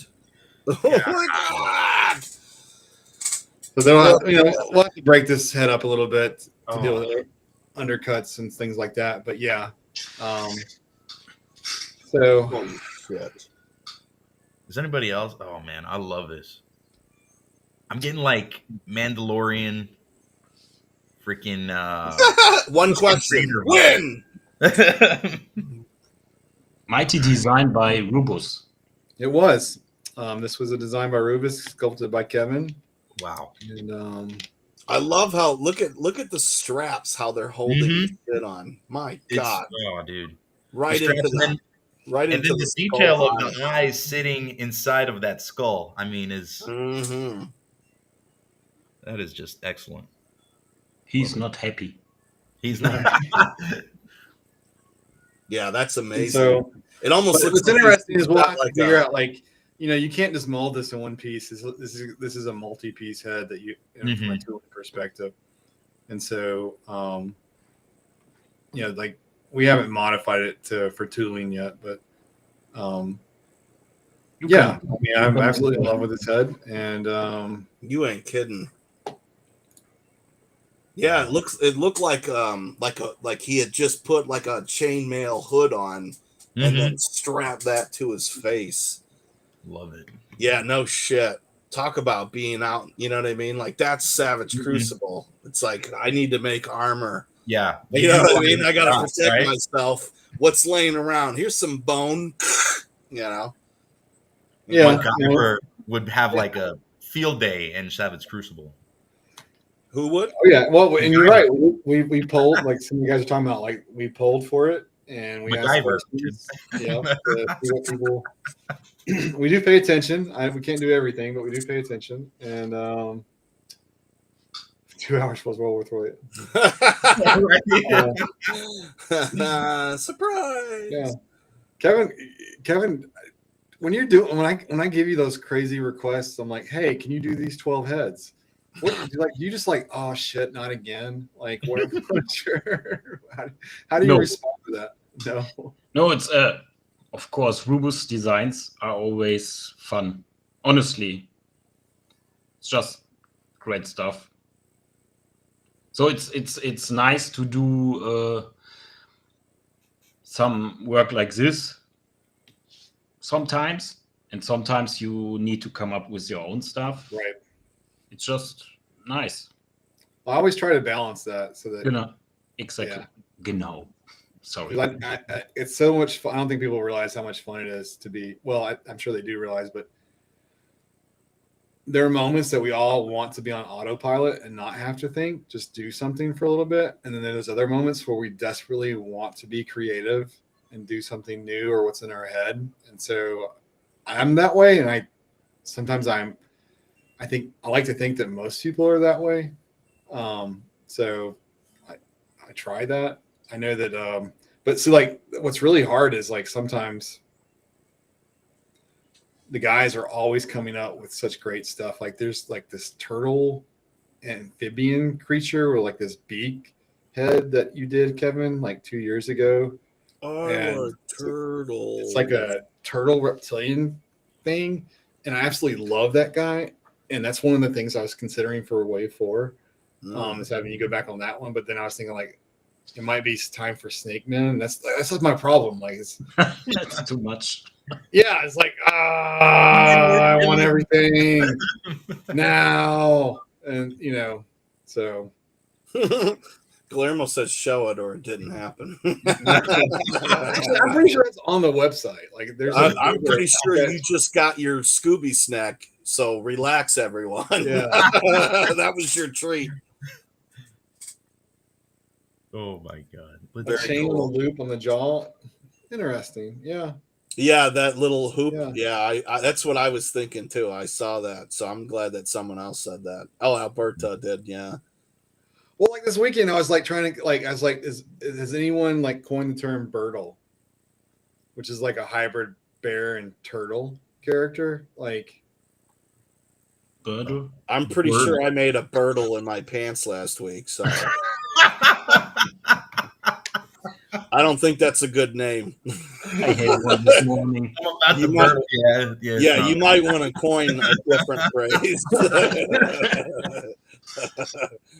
Well, you get my idea. Like a snapping turtle / like a hairy snapping turtle kind of thing. Like going back to Kevin's turtle man, and so like you have like you think like because these are ideas I think of like okay, like I can use the furry arms and then have like a snapping turtle head that's kind of furry, so it's like a bear turtle kind of character. That might be really interesting, but those are just like random stuff that I just throw out there and play around with. I mean, another random idea is Kroll figures, but what? All right, that's it. That was my last one. Because we're about to end the show. It's your last one. We went that whole last hour without mentioning it, so I mean that's true. That's true. So proud of myself. Therapy's finally paying off, Tim. Therapy's paying off. Werebears. Listen, guys, I know Tim is all about Kroll. So if I was to pester Rob about anything, it would be to make, Blizzard characters, from the games like Warcraft, Diablo, StarCraft. That's what I would pester him. Baldur's Gate. Yep.